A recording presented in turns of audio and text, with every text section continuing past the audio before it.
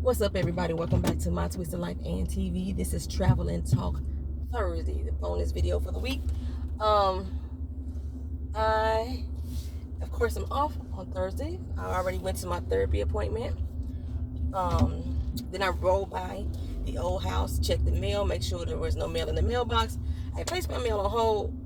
I wasn't, sometimes shit slip through, so it was definitely on hold.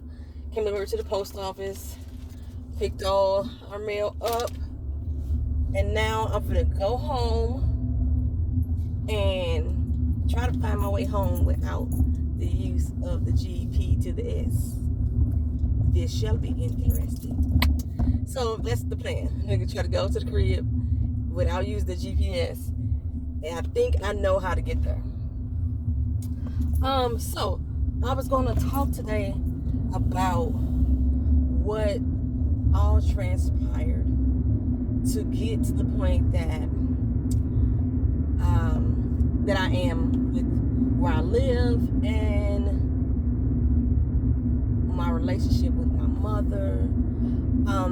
At first I was like, you know what, I'm coming here and I'm gonna be detailed, tell y'all what's really going on. I am not going to be that detailed. I'm going to speak towards subjects, but I figured, what's the point? What is the point? Because usually when I talk about it, I get upset, I get mad, and I don't want to be in an angry space. I'm trying to move on to better mindset.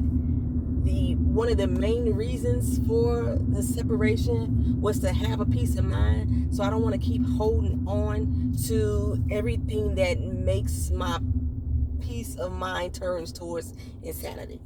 I hope that you understand it. Okay. So, child. Now y'all know that I've been moving forever. I've been talking about moving when this lease, I was like, when this lease expired, I'm out of there. This has not been something that's been new. This has been something I've been talking about for a while. I was trying to move last year. I didn't find a place. It was doing the C19, the year before last, I didn't move. I waited till the last doggone minute. That's why I didn't find a place. And then the C19 happened last year, so I didn't move in. This year I'm like, I'm moving. Everyone in the household knew I was moving. I was packing up boxes on a regular basis to move. Anytime that my mother took a trip somewhere, or she had boxes of stuff coming to the house of things that she's purchased online, I continuously said, why are you buying these things? Why are you traveling? Don't you got to save up to move? So the move was not a shock. Okay? It was not a shock. However, she has told several family members, this is not through hearsay. It's not me, them coming back saying, yeah, Nene, she said this, that, and the third. No, this is from me actually hearing conversations. And on top of the fact, other family members have came back and said, she said this. Okay, what have you. The gist of it is, the whole kit and caboodle is, I put her out. That's what she's telling people. It had already been said that I was the reason why she didn't have money, because she was paying me on a monthly basis to stay there. When we first started moving there, when we first moved there, I charged her the same thing she was paying in St. Louis, which wasn't nothing for real. She was on subsidized housing, so I was paying her that, plus whatever she was paying in utilities there, that's what she was paying to me. After 2 years, then it went up because our shit went up. My rent went up. I wasn't going to tack on another $300 a month that I'm paying, and I wasn't getting additional source of income for her. However, that still left her with over 70% of her income left over. Okay, so saving $50 a month, $10 a month, $25 a month, $100 a month was something that she could have easily done. But did she? No. That's the thing, right? Before we left St. Louis, we sat down and we had a conversation, and I made sure to sit down and have this conversation because over my past history with my mother, if we don't have a talk about it, it didn't happen. You know what I'm saying? Or if we didn't have a really sit down face to face and we just having like random discussion, the conversation never happened. I'm making stuff up, whatever. So we sat down and had a conversation about what needs to happen. She needed to apply for places before we left St. Louis. She told me that she did that. That was a lie. Found out that once we moved here.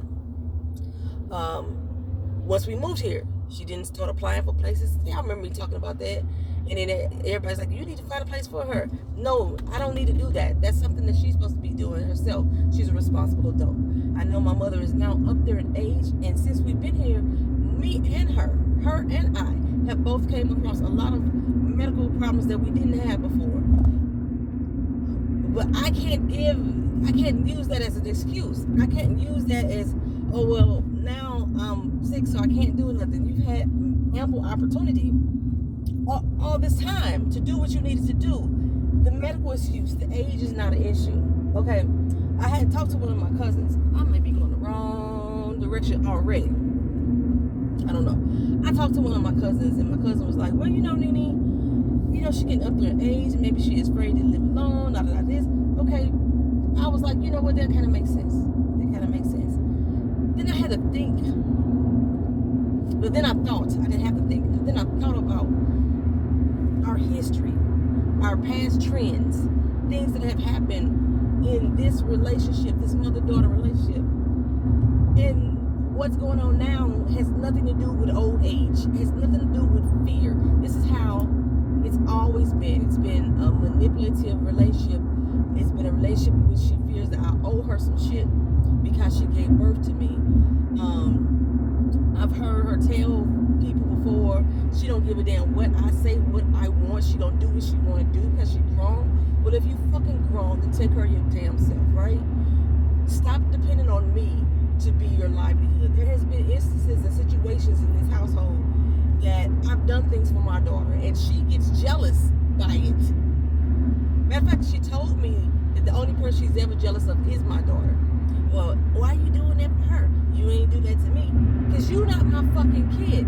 These are things that I'm doing for my child, things that I should have experienced from you as a parent. That's the where we're at in this relationship. Okay, that's the situation it's going to be. So, but over all these past few months, I've had countless people keep telling me how wrong I am, how I'm doing her wrong for not, taking her under my wing, which I've done a lot throughout my life that I shouldn't have. I pretty much had to be the responsible, the adult, even when I wasn't one. You know what I'm saying? So I figure the only way for her to change, I can't expect her to change if I haven't changed. Put it that way. And the only way for me to effectively change in this situation, I don't know where the fuck I'm going. The only way for me to effectively change in this situation is for me to change. And for me to change is to stop allowing the bullshit. Stop allowing the manipulation. Because I know it's manipulation when it's happening. And then I get mad, like, I can't believe she's still doing this. I don't know why. Stop the narcissism, accepting it. I never really even knew what the term gaslighting was, so I realized how much I've been gaslit. Just for example, when my mother was in the hospital just not a while ago,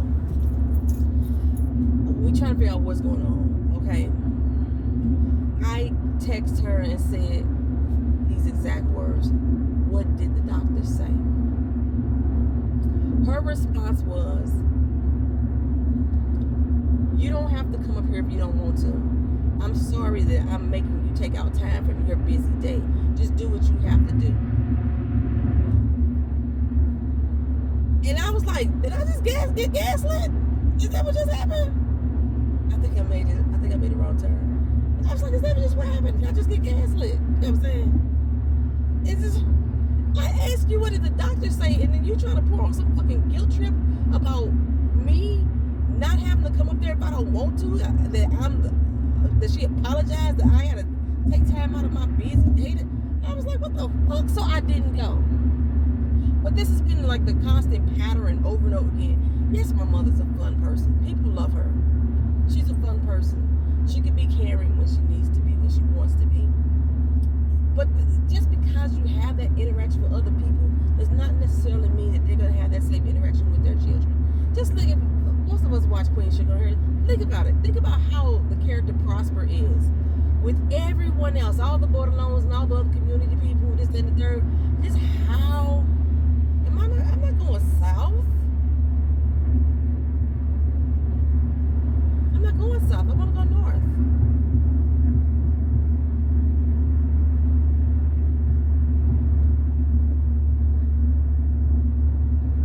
I don't know which way am I going, y'all.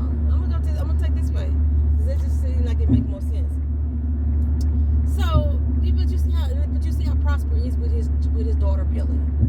There's a whole different dynamic, a whole different person that you were seeing come out of him, and that's how I've been feeling. I've been feeling like I've been uncared for at times.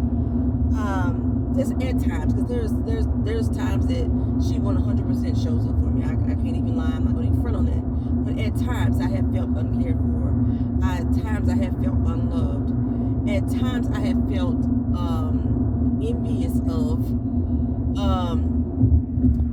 supported. When it comes to Survive Beauty, when it comes to me running track, yes. Emotionally support, mental support, no, it's not there. I'm that person for her, you know what I'm saying? It's got overwhelming. You know, I told y'all before, my therapist told me a long time ago, why is she still there? Because she's a trigger for you. And I was battling back and forth, like, why is this? I've allowed this white woman to tell me what to do with my mother. That's what was going through my head. However, I felt the way she felt. I'm like, who put this stigma out there in the atmosphere that I have to support you, or I have to be there for you, and I have to be the bigger person when I don't feel that you've ever, at least 90% of the time, been that for me. Like, I now understand why we as children, even though I'm an adult at this point, but why as we as the child in the relationship that has experienced toxicity from the parents, mother and father. Don't let me talk about his bitch ass.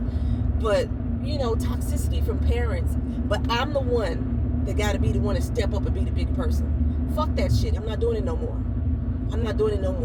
I literally had to come to my daughter yesterday because I meant that shit with all my heart. If you ever felt uncared, if you ever felt that I have disrespected your points of views, if you ever felt that I disrespected you, period, if you felt that I didn't like you, if you felt that I was jealous of you, if you felt that I wouldn't care for you, support you, that I wanted the best for you, if you felt anything negative from me, if you felt that I haven't been a parent to you, that I'm just trying to be your friend, that you couldn't come to me for advice when things were wrong, if I haven't made you feel these ways, if other people have, and you feel like you can't come and talk to me, I sincerely 100% apologize to you. And I stand here today saying to you that I'm going to be a better person, a better mother. And that's basically what I've been looking for, is like, when the fuck are you as my mother going to step the fuck up and start being a better goddamn person, period. Not necessarily being a better person for me, but just being a better person that will resonate over to me. You know what I'm saying? And it doesn't seem that way. Like, 3 years, when I made the decision to move her here with me, because I gave a fuck. Because the city of St. Louis had got so fucking bad. Now, since she's been home, I done seen so much terrible shit that happened in the news just in them 3 days that she's been there. She lives back in St. Louis now. But I had the idea that if I moved her out of that environment, that she would want better for herself, want to do better for herself. My mother's always been a hustler. She's always been a motherfucking G. She's always been a motherfucking thug. So she would get by to get by. But why do you have to constantly put yourself into the struggle? Why would you stay in the struggle when there's another way out, right? So that's what one of my decisions to move her to Florida with me. But I knew that living together was not going to be conducive to our relationship. We tried that before. So that's why we had that conversation. Like, this is what you want to do. You can start that way. You stay with me a year and a half, get your money saved up, so that way when it's time for you to move to a place, you can. They had low income housing that she could have been on the list for, subsidized housing. They have senior apartments that she could have qualified for, but there was nothing done. Every time that I packed a box, she would get nervous. And then she was like, oh, I put in an application here. Or I went to go look at a place here. So she went to go look at a few places, but the place that I just recently found her 1 bedroom for $600 a month here in Orlando, in a senior community. Did she put in a fucking application? No. You know what I'm saying? It's like, so just a couple weeks ago when it came time for us to move, I was like, so how you doing your move? Like, what, your truck, we talked about the truck. I told her about the storage place. I was like, the first month is free, so you ain't got to worry about paying nothing really the first month. But, you know what I'm saying, you got to move your stuff out. She didn't respond. I don't recall her responding to that. She just said, yeah, I know. If I recall correctly, that's what she said. Yeah, I know. Okay, so in knowing, fuck am I at? I don't know where I'm at. I'm gonna figure it out. In knowing, time came up for us to move, and I mentioned the truck again, and she's like, "Oh, I was just gonna throw my stuff on your truck since we go into the same storage unit." First of all, she hadn't even called the storage place to even see if there was a unit available. Okay, but I'm like, I'm paying somebody to move me. I got a bad back too. You know what I'm saying? I'm walking around here in pain, just like you are. I'm paying somebody to move me. So you just gonna throw your shit on my truck? So I had to call the guy, like, look here, we got extra stuff now. Came out and told me they had to do another estimate. So now it's a 4-bedroom house of stuff and moving instead of just my stuff and Ken's stuff. That damn estimate went from $500 to $1,600. $1,600 fucking dollars to move, y'all. From $500. That's how I was gonna pay it first. So I was like, okay, you know what? Let me start calling around. Called another company. He told me another $1,400. Plus, he was still adding on incidentals. They had to be, for tarps and bed wraps and saran wraps. I'm like, wait a minute, bro. You get too much in the pocket, right? So I ventured over to Craigslist. Okay, I called Craigslist movers before when I moved at her, and so I ventured over to Craigslist. Where the fuck am I at? I don't know where I'm at, y'all. Am I in Disney? Some shit. I'm in motherfucking Walt Disney World. How far south did I go? That's crazy. What street am I on though? Because that's Walt Disney World Resort over there. We went over there before. It's nice. I think I know where I'm at. I'm not quite sure though. If I know where I'm at, then I know how to get to where I live. As soon as I see a sign, fucking street signs telling us where the fuck I'm at. This is why I should use the damn GPS. So I found some Craigslist people, right? They told me $345 for 2.5 hours. Okay, so when we moved into the place straight ahead. When we moved into the place that we just moved out of, it took us like 2 hours to get everything going. Oh shit, I shouldn't have did that because it's a police heard. And I'm on this camera. Whatever. Okay, so that's 535. What's the fucking street am I on? That's 535 going across. I think this look familiar. This look like it's close to my job. It's close to my job. I know how to get home from here. Okay, so it's 535 though. Hey, 535 the street I want to be on. 535 is Winter Garden. Oh, I'm on the right street. Well, I'll be damn. I'm on the right street. Okay, cool. I just saw the street sign. Okay, so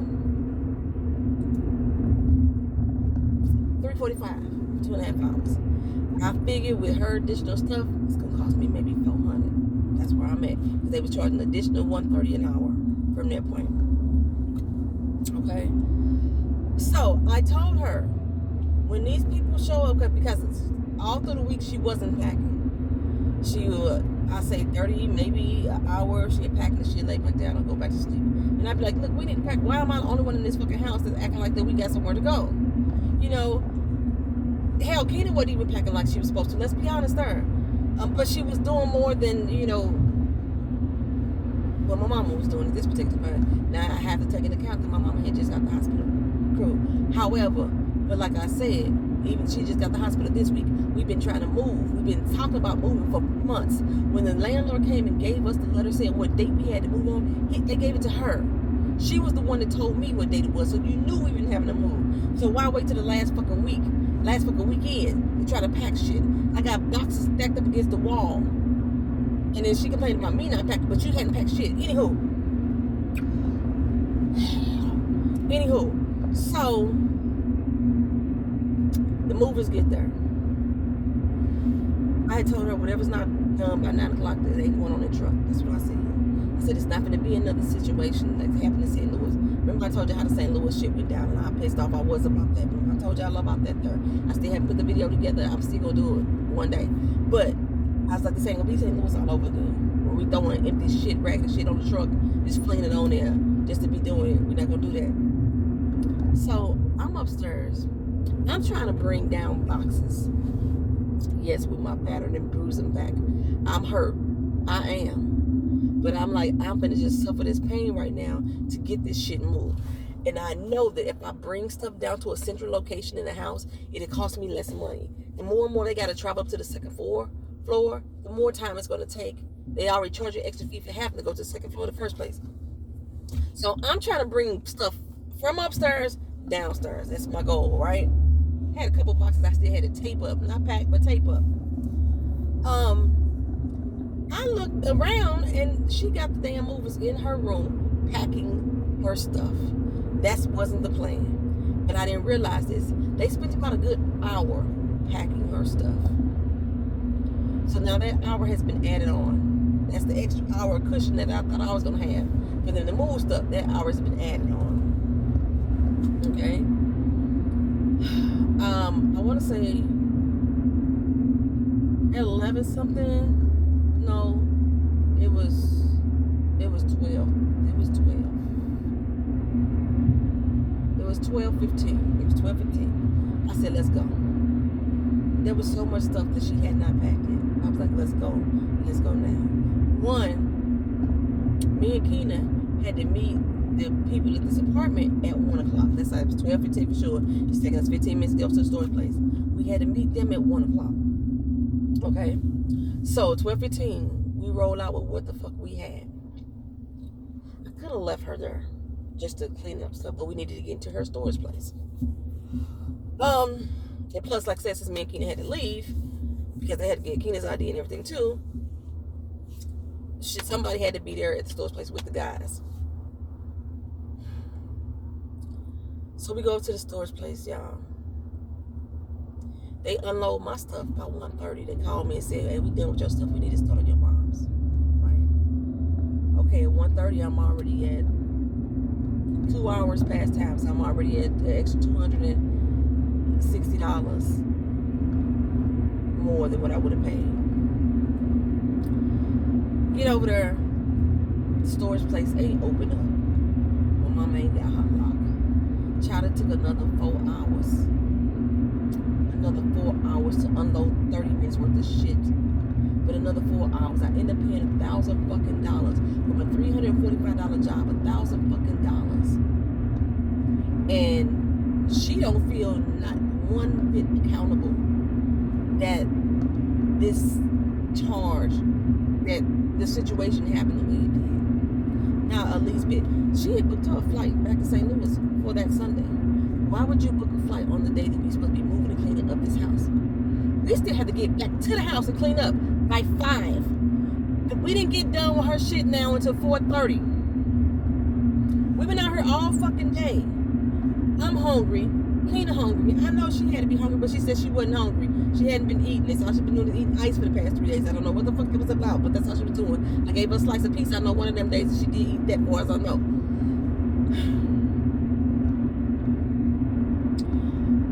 So we stopped to get us some food. When we finally get back to the house, it is 5 o'clock. The time that I'm supposed to be turning the keys in to this house.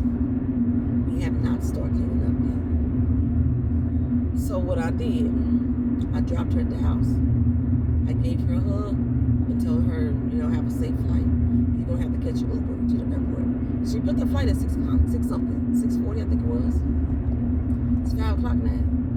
I still gotta go turn these keys in. I still gotta clean this house up. Somebody's riding up on me. I had to be paused for a second. So, I gave her hugs goodbye. I went over there, I turned the keys in. I kept the garage opener so I can get back and forth into the house. Me and Keena got into the house. We finally sat down, nibbled on our food, started cleaning up. Around 10:30 that night, we hadn't even made a dent because her room had so much stuff in it. Hadn't even made a serious dent. And that's when the time I uncovered the damage that was really done on the floor. Because remember, she told me that lip gloss had, the dude had stepped on one of the lip glosses, but it wasn't lip gloss, it was lipstick that was all through the carpet. I was like, ain't no point. There's no point. There's no way we're going to get this house cleaned up. I'm tired. I've been up since 4 a.m. I was up at 4 a.m. every day. You know what I'm saying? So I was tired. And I think I ended up taking Keena back to the apartment around midnight 30. I left Vito with me, you know, so he could ride back with me because we had stuff. We had to get over to the storage place first before they closed the tea and put what we put back in there. What was left behind. Child, nobody would ever rent to me again if it's placed off of that apartment. That house. I left dishes in the sink. I left dishes. I cleaned dishes in the dishwasher. Food in the refrigerator. Food in the pantry. Trash bags in every room. Every room. The trash can was filled outside, but you're gonna put so many bags on the curbside. Trash bags in every room. And then my mother room had boxes of stuff that still was packed up, boxes that hadn't been packed up, blankets and trinkets, everything, y'all. Everything was there in that damn apartment, in that house, all over the place. I got pictures. I might show y'all one day, but it's just. Only thing I can say, the only thing that they could do is charge me for the cleanup. There was no damage to the property itself. No damage to the walls, no damage to the ceilings, no damage to the doors. Light bulbs were all changed. You know, doors were on the track.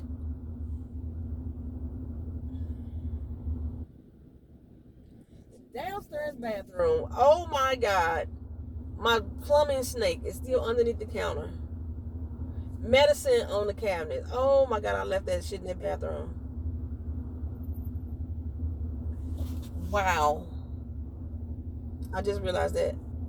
That was one of the last things I was going to do was that bathroom.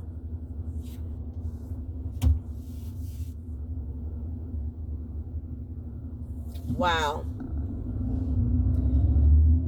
I was so tired. A couple of days before, I crashed into the garage, y'all. Backed into it. Well, before he painted that motherfucker, he painted the house. I drove by there today. You could tell that it was dented. I hope I don't get charged for that fucking garage door. If I get charged for that garage door too, that the whole deposit is gone. Oh my gosh. What a mess. It was a pure D mess. So, far as I know, she didn't make a flight because she couldn't find out she didn't actually have a ticket. So, the charge had went through multiple times, so she called to cancel multiple charges, and they canceled everything, so she didn't have a ticket. So, she ended up flying out that next morning. I know I told her to call me when you land, is that other? She didn't. She went on a Facebook rampage about how you realize that some family ain't your family, and, you know, take people out of your life that's negative, and then, you know, access denied type of shit. And I be thinking, this should be applying to you. That's what my brain was thinking. You know, whatever. You know, you see people post some shit that they do as if they don't do it themselves. Yeah, them type of posts. That's what it was. Subliminal messages to me. Whatever. So, but yeah, this move was a bad experience altogether. Now we moved to our new apartment. It's like it's temporary. Lord Jesus, let it be only temporary. Let this doggone house, everything else go smooth for me. Thank Lord, please. I can't take it no more. I can't take no more. The place we was in, so far, so good. The dude forgot to give me my mailbox number, so I don't know what the fuck that is. So I can't like open the mailbox. The fucking water went out last night. They had a water main break in the area. I was gonna take a nice soak in the tub. The fucking water was out. This is an apartment living, man. Apartment living. I'm just So, but yeah, so needs to say she didn't respond to me, she didn't text me, she didn't call me, whatever. But she did respond to Keena. In regards to that she made it there safely. Maybe we'll talk again one day, maybe we won't. I know a lot of y'all was like, I hope this will be resolved with your mom, this and other things get better. This is the resolve, y'all. Sometimes you have to stop trying to force something to happen that's not meant to happen organically. It's not meant. Because she constantly sits there and pretends that she doesn't know what our issues are. And I verbalized these issues to her before. She constantly denies the things that she does that has been repeated patterns from the past that continuously happens. Constantly denies it in denial. Like, just one simple thing. She told me, I think a couple weeks ago, he was talking about the electric bills or what have you. And she said, I ain't never paid a bill for her a day in my life. I'm the one that kept your shit home for the last 2 years before we left St. Louis. You know, shit like that, you know. So, and I know she's going to watch this video. She always say I'm talking bad about her. I'm just, who was I watching? Erica De Niro TV. Y'all know I love me some Erica. She was talking about, I think Juan on Real Housewives of Potomac, and she said that if you don't want to continuously hear the bad shit that you've done, or you don't want to be called to the carpet about the bad shit you've done, then you need to change your role in the fucking story. I can't come on here and talk bad about you if you've never done the things that I'm talking about. You understand what I'm saying? How can I be talking bad about you? I'm just speaking facts.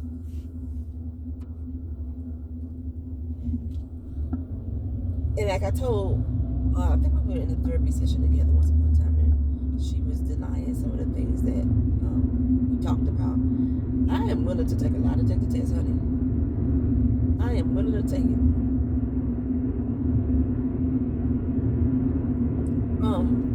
But I don't, it's not that I don't hate my mother.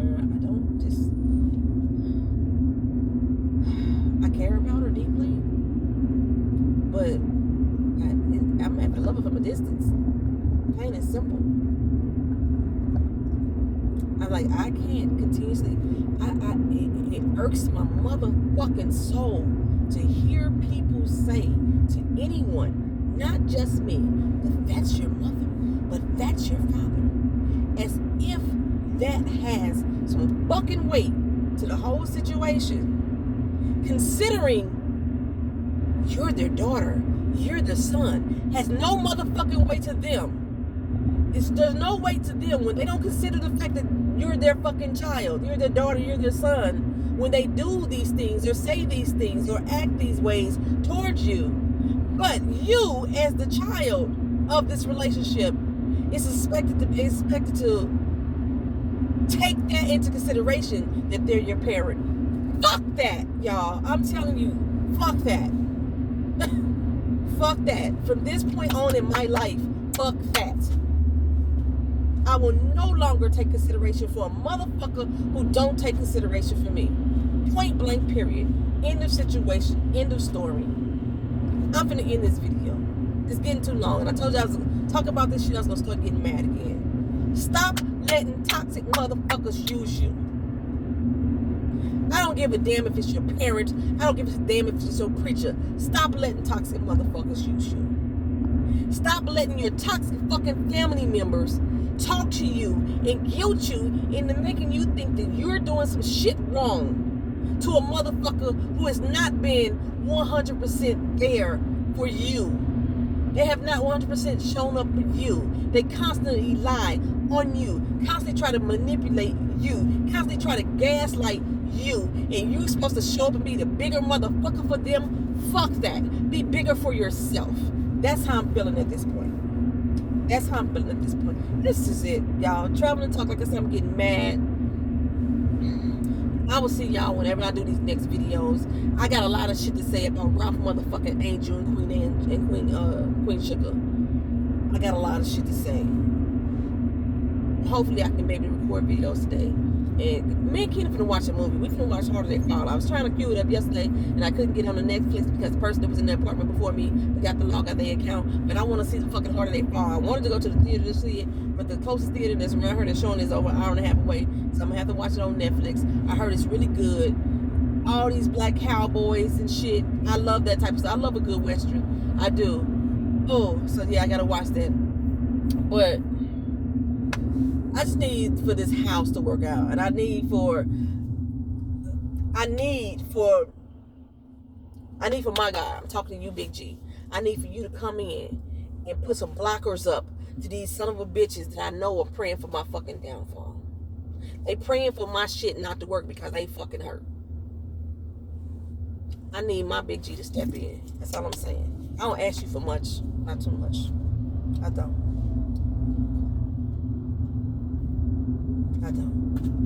It's time for me to be selfish. I'm almost 50 motherfucking years old. Here I am raising another motherfucking grown ass person. I already got one grown daughter to raise, and that's because she's my motherfucking daughter. That's it. I got one child. I'm off the internet. Oh, I don't went on a goddamn rant. Talk to y'all later. Peace.